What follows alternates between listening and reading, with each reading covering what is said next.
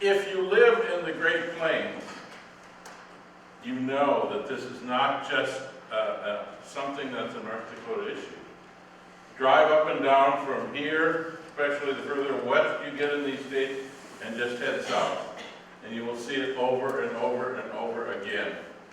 So with that, Kansas, Dr. David Proctor, who will be our speaker here in just a moment, decided and banded with colleagues and with rural grocers to do something about it.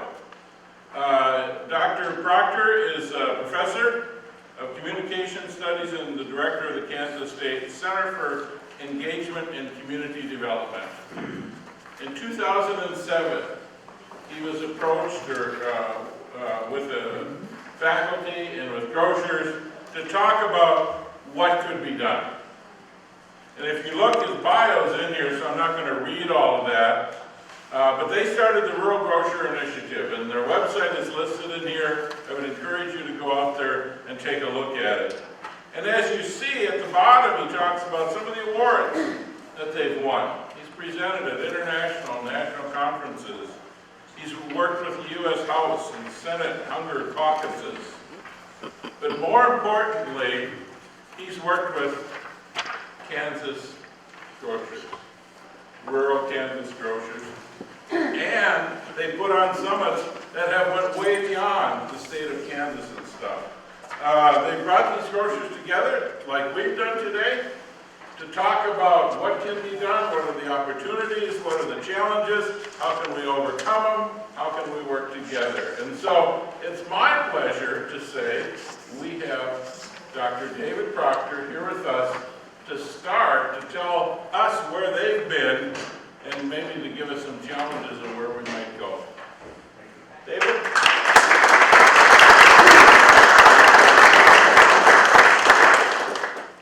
Does that sound okay? Okay, yeah. Well, first of all, I want to thank Berlin for initially reaching out to me and asking me to come, and I want to thank the steering committee that has helped put this on and helped me come and have a chance to talk with you about our work with the Rural Grocery Initiative in Kansas and really across the United States. As Glenn said, I must say though, before I get started, first of all, congratulations all of you for being here. I think it's tremendous. But also congratulations to you and to North Dakota State for an outstanding football team.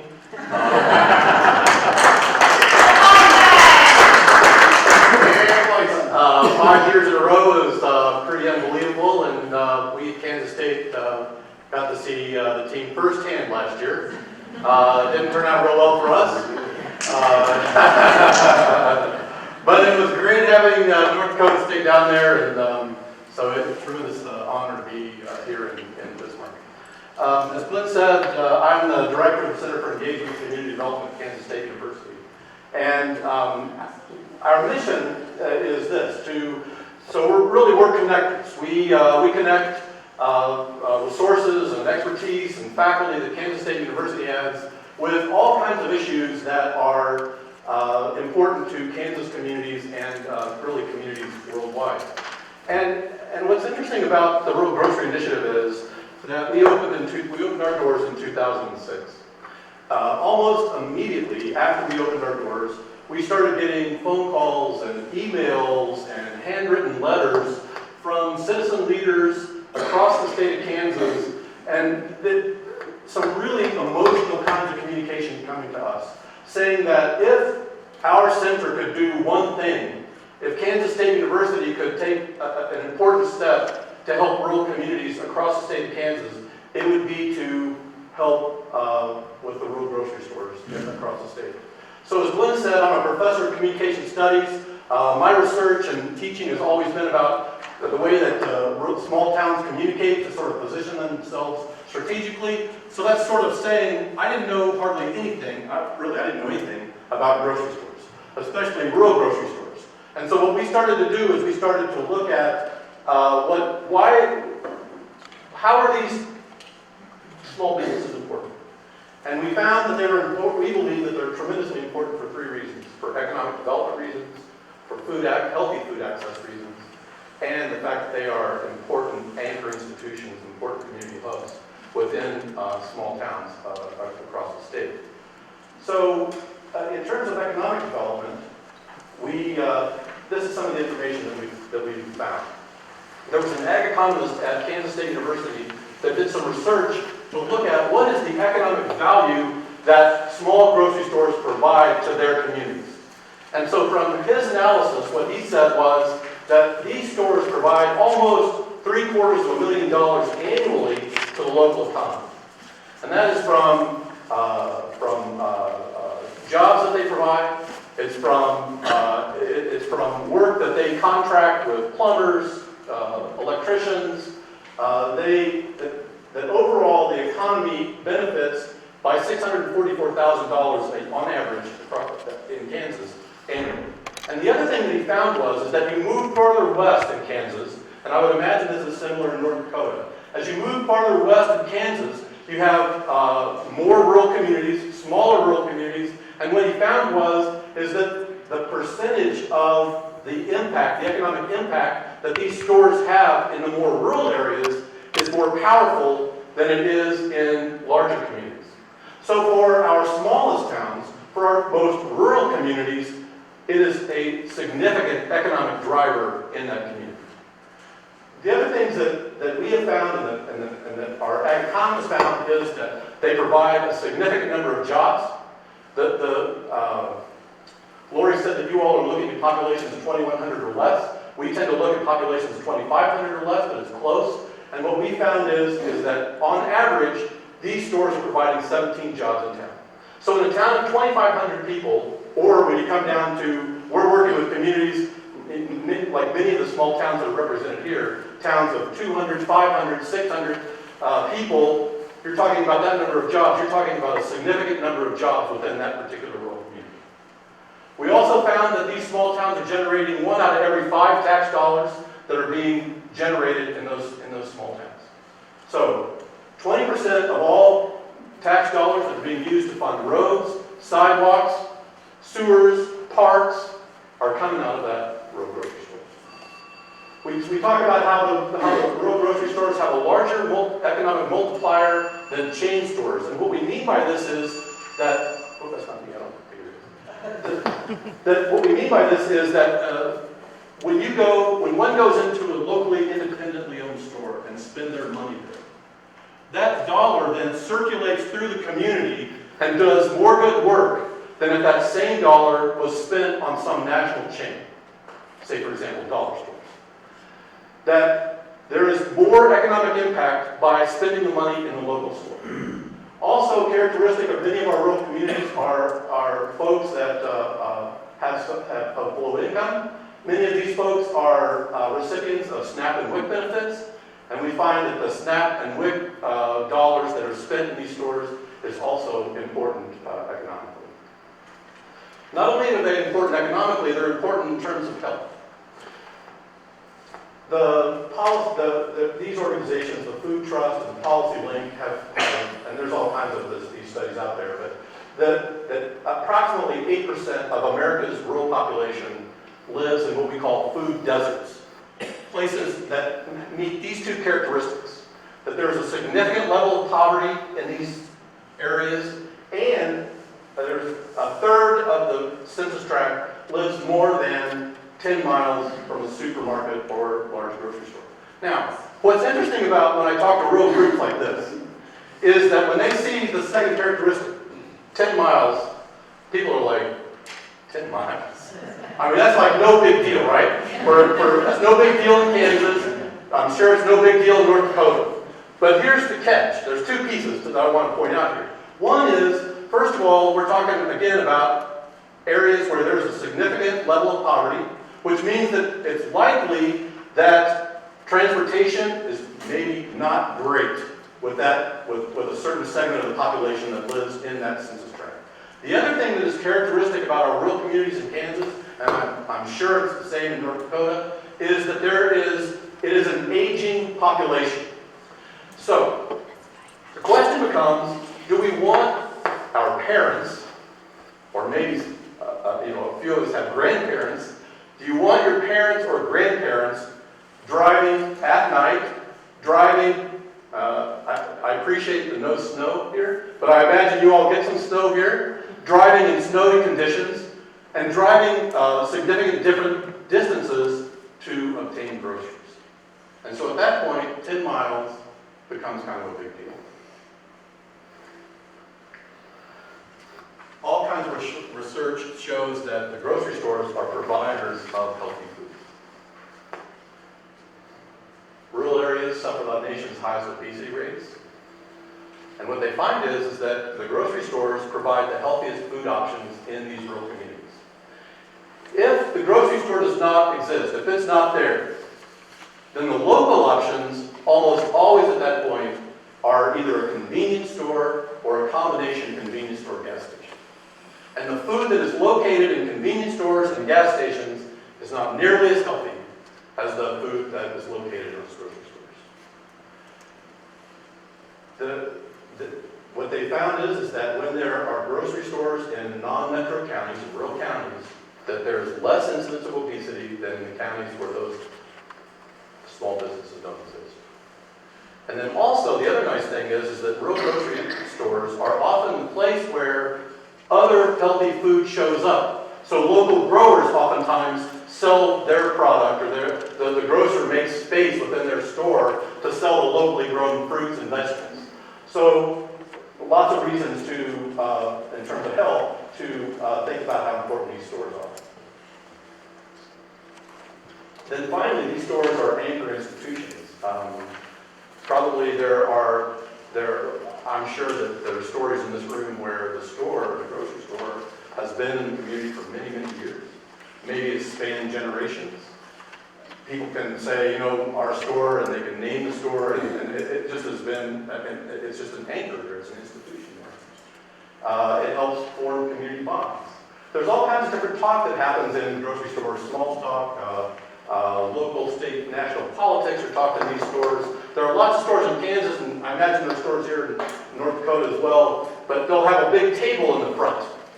And people gather there in the morning, drink coffee, and cuss and discuss what's going on around town.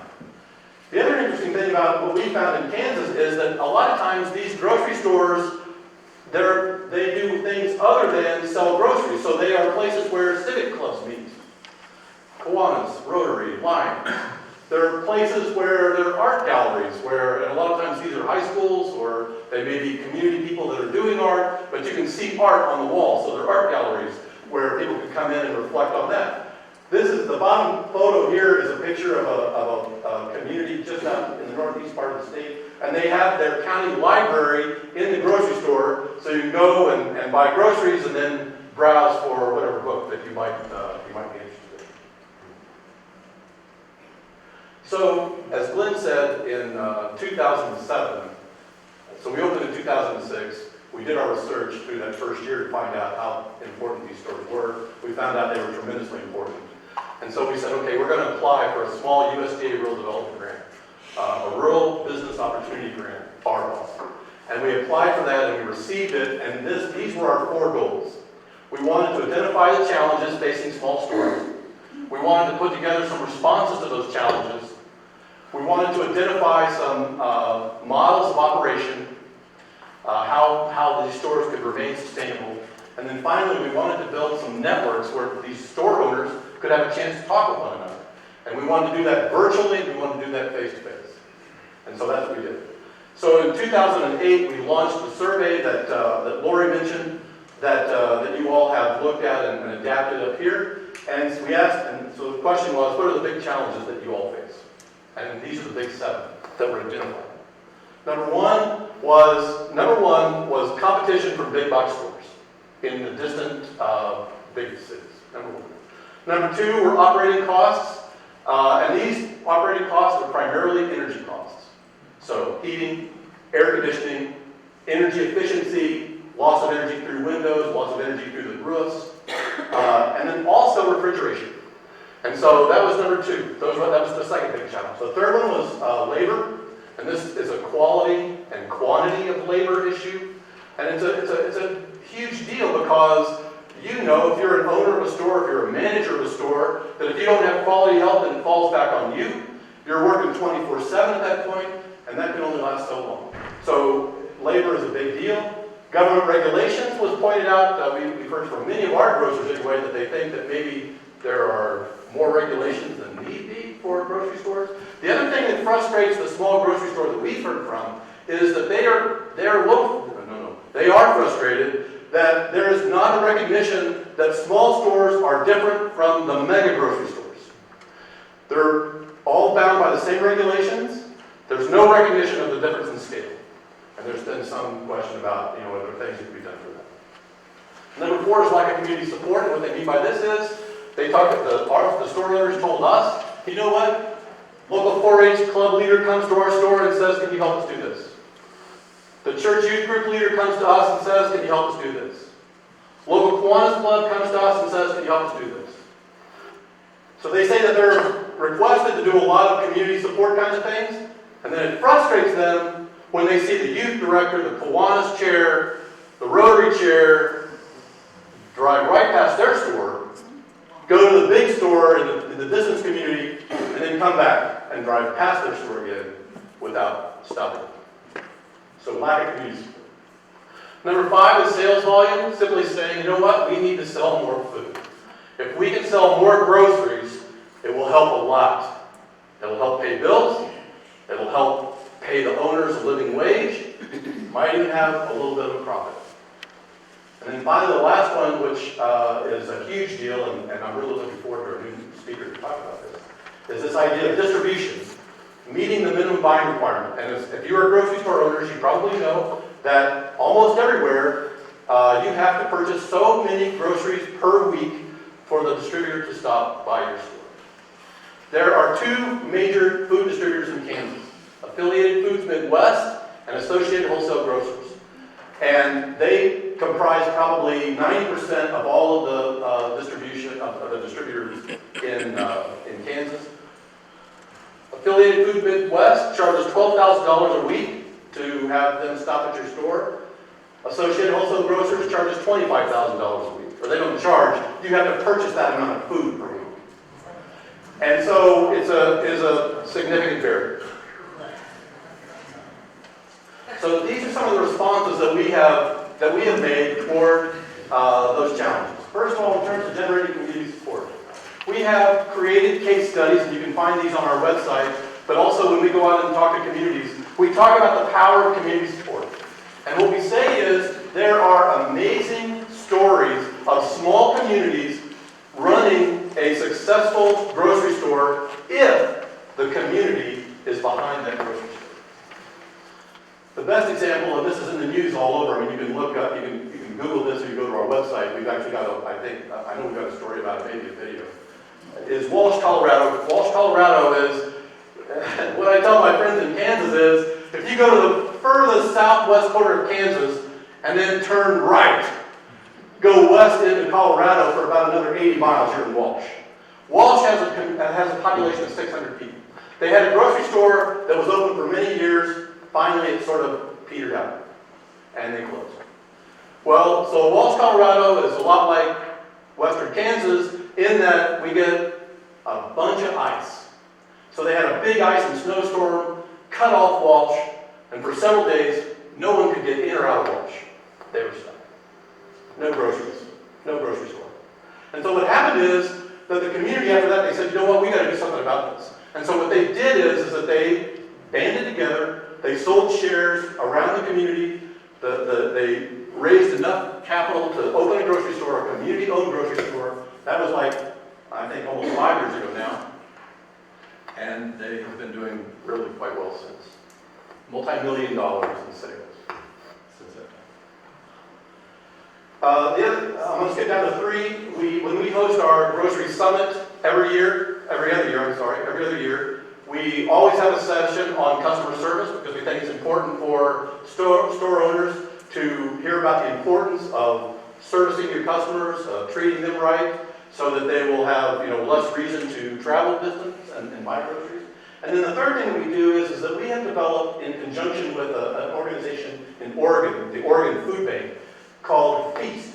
And Feast is a community conversation model where we go in, our staff goes in and works with a local healthy food coalition, or works with Extension, or some local group to put together a facilitated discussion about the importance of the local food system and the importance of the grocery store within that food system. And so as it says here, we bring together a wide range of food stakeholders in a region. We have this facilitated discussion about the food system based on community assets, and then we create basically a strategic plan. The grocery store is always a part of this, and what we have found is that coming out of these feast conversations, there is much more support for local support for the local independent women's store. We have, frankly, we have struggled to address the issue of food distribution. I think it is one of the most difficult challenges there is. And so what we've done, though, to sort of address this is that, first of all, we have talked in detail about the challenges of the food distribution, or buying the minimum. This is a cover page of a report that has just come out. We put together a national conversation back in October, where we brought people from around the country to talk about food distribution and meeting the minimum buying requirement. And we're working with a foundation on this, and later this spring we're going to announce the steps we're going to take based on this. We've also facilitated grocery collaborations, and I imagine this happens here, but it definitely happens in Kansas. There's a county seat in Kansas, maybe you have one like this in North Dakota. There's a county seat in Kansas, and the population is 135 people. And they have a grocery store for that community. Gove is the name of the community. And Gove, what they figured out was they could not by themselves meet the minimum buying requirement. And so what they did was they reached out, with a little help from us, they reached out to other nearby grocery stores that were also in small communities. And then there are now 6 of these stores that collaborate on their order so that they can meet and they're way above the minimum now with those 6 stores. But so now what happens is that they're working with Affiliated Foods Midwest. Affiliated Foods brings the groceries to Gove. And Gove then distributes they organize the groceries by the other 5 stores in this coalition, and they have a refrigerated truck, and then so basically they've become a small region of food distributor themselves. And we've done this for several grocery stores in Kansas, where we put them in contact. We have put them in contact with other small stores so that they can meet their minimum requirement. We've also been working with 2 different regional distribution centers in Kansas. One is a specialty meat distributor, and the other one is a convenience store distributor.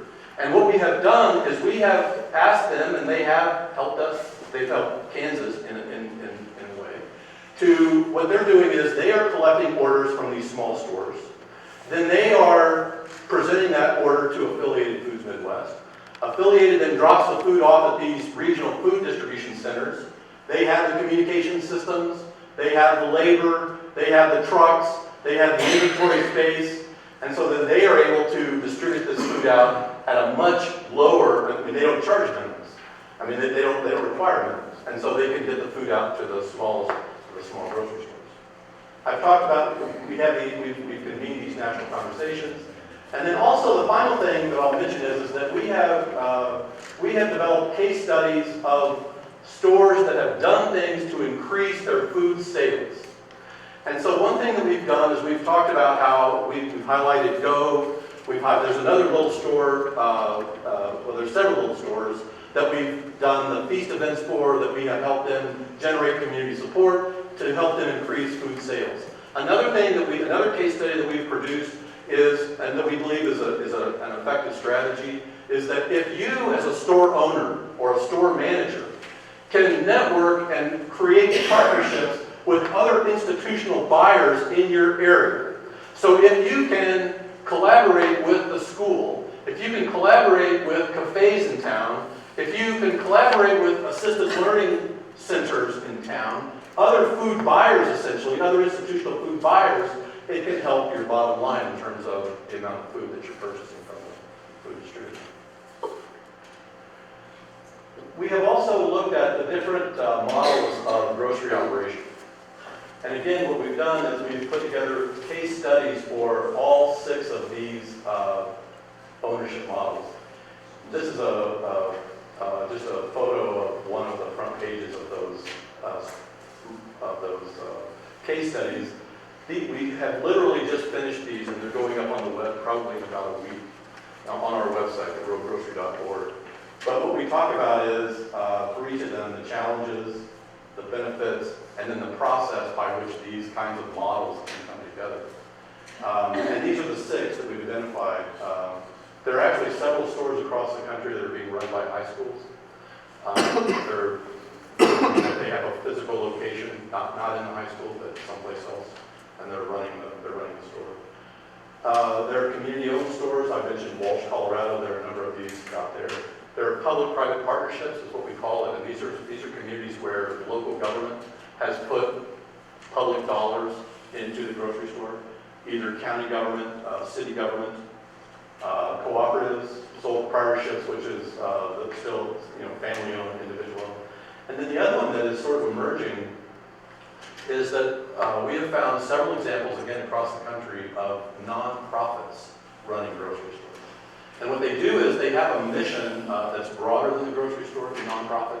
It generally has a mission of improving food access or nutrition education or healthier food access. And then within that, one of their strategies is to run a grocery store. Also on our strengthening grocery business operations, this is just a screenshot from our webpage. And that is, if you are interested, if you are in the room and you hope that your community can establish a grocery store, you don't have one, where it says tools for establishing rural grocery stores, we have those 5 steps. We've tried to think sort of step by step, what would you do to establish a grocery store? And so what you would do is, and we've created these 5 steps. If you were to click on the box that says assessing the market, what would pop up is a number of tools that you could use to determine if your area is, if there's enough interest, if there's enough capital in your particular area for a grocery store to succeed. And so each of those boxes, what happens if you click on it, it pops up a number of resources that are, some of them are specific to Kansas, but many of them are national and would relate to, I think, almost any state, that would take you through step by step about how to establish a grocery store. The second one, tools for existing grocery stores. If you're looking to strengthen the grocery store, energize the grocery store, those 6 would be the resources that deal with that. And then our networks. The virtual network is realgrocery.org. We would love for you to visit that. We also have a Rural Grocery Facebook page and a Twitter account. We are finding that we're sending a lot of information out about grocery stores via our Facebook and Twitter accounts. So we'd love for you to friend us on Facebook, follow us on Twitter, and you'll, there's just a lot of, what we do, especially on the Facebook and Twitter accounts, is we post a lot of sort of good news stories, how have rural grocery stores overcome this challenge? And it'll be some store from either in Kansas, but also we have students that are searching the web for any kind of example of this. So it might come from North Carolina or New Hampshire, Oregon or someplace, but it is all rural grocery stories of things that are going well. We've also, since 2008, every other year been hosting these rural grocery summits. Bowdoin has been a great participant at our summits. Patty and Laurel have been there. We would love to have all of you come there. In fact, I can tell you, not that it's a competition or anything, but I can tell you that Minnesota is bringing a busload of rural grocery owners to our summit this summer. Not that you're competition with Minnesota, but you know. We beat them too, so. See, but now, so, this is excellent. So you don't want to let them say, well, of course, you know, you see the football, but who cares about that? We got the real grocery corner here going. But anyway, we'd love to have you come to Wichita, Kansas, June 6th, June 7th, and help us talk about the importance of rural groceries. Dr. Proctor, Yes. it's actually a two-part question. First of all, don't mention Montana because they beat us. Oh, okay. I'm seeing the word national and I'm seeing the word nation quite a few times. My question to you is, do real grocers have a voice in Washington? And if they do, is it a single voice or do we fall under something else? So, as Glenn mentioned, I've been to Washington, D.C. several times and talked to what's called the House Hunger Caucus twice and the Senate Hunger Caucus once. When I go there, I have had the opportunity to talk to senators and House members that sit on the ag committees that deal with issues like food access. But I'm just one of many that they bring that travel there. So there are, I don't know that there is a national rural grocers association that does do some communication to Congress on these issues. There are a number of things happening that nationally that I think that will benefit rural parts of the country and food access in the rural parts of the country. One is called, and I'll mention this in just a little bit, but it's called the Healthy Food Financing Initiative, and it is part of the ag bill, and then there's money in that bill specifically to help food access, rural food access in the rural areas. So basically to help either enhance or build new rural grocery stores. So now I wouldn't say it's a lot of voices, but there are several organizations and individuals that are working on this particular issue. Where's that summit at? Our summit is in Wichita, Kansas, June 6th and 7th. One of the things, let me talk about sort of what Kansas has done, and so maybe there will be some analogies that I'm sure there is in North Dakota. We have worked with what's called the Kansas Corporation Commission of Kansas, and this is the state agency that deals with energy issues. And they actually approached us. I mean, they heard about what we were doing with small town grocery stores, and they approached us and they said, we want to help you all help small stores with their energy needs. So it's interesting, I don't understand exactly the relationship, but that REAP has something to do with this conference, right? The Kansas Corporation Commission has put money into, one of the things to apply for a REAP grant is you have to have energy audits. And the Kansas Corporation Commission has put money into the state to help those auditors go out and do these energy analyses of grocery stores, and also then help them write the grants for USDA for this REAP program that is a low interest grant energy program. So they've been great. We are working with Extension to see if we can, what I'm calling, increasingly we believe that people are looking for healthy food options. And we believe that the grocery stores, as I mentioned earlier, are a place where healthy food exists. And so what we're trying to do with Extension is do some education to help educate rural customers about the healthy food profile of these grocery stores. And so we're doing that. We're conducting these focus groups. We're going to do some of those at our summit in June to explore the barriers and opportunities for increasing healthy foods in these rural communities. And then we've also been working with Kansas USDA Rural Development to look at this idea of the food hub concept.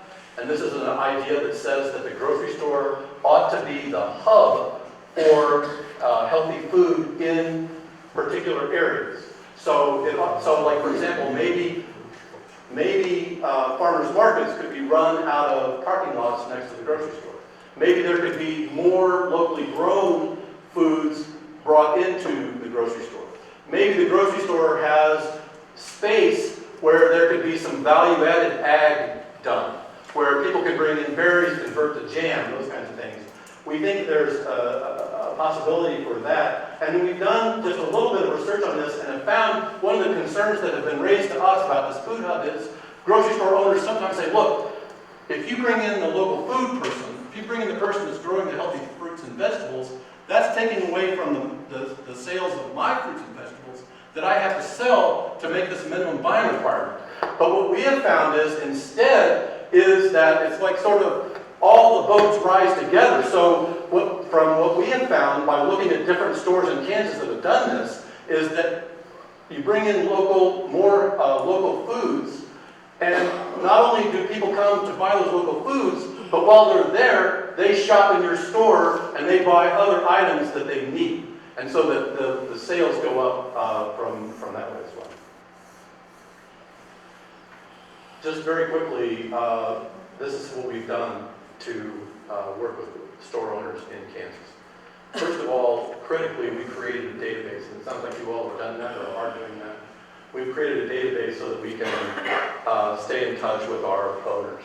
And we update it every year in terms of which ones have closed, which ones have reopened.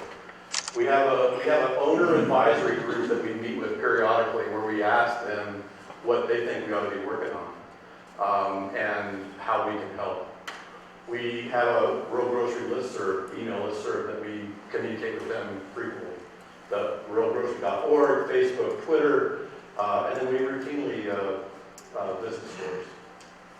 We've also integrated rural grocery owners into our research. So anytime that Kansas State University, anytime that our center has a project through USDA Rural Development, with the Kansas Department of Commerce, with the Kansas Department of Agriculture, we make sure that we have owners that are part of that research project.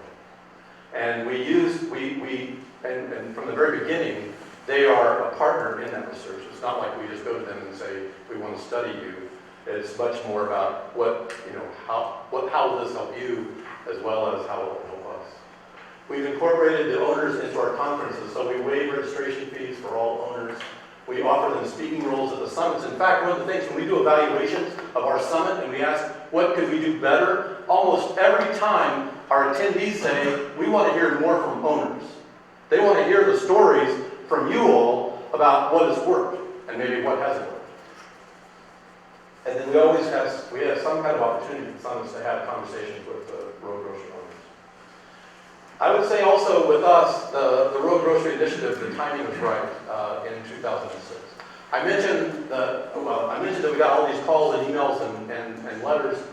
That's because there was a Kansas Rural Development NGO called the Kansas Family Foundation that prior to the creation of our center, they've been working on the grocery issue. But they're a real small nonprofit, had hardly any staff, and so when they saw that we opened up, and we had a relationship with them prior to when we opened our doors, they said, oh wow, K-State needs to work on this, and so immediately people were contacting us, and we were in the middle of it right away.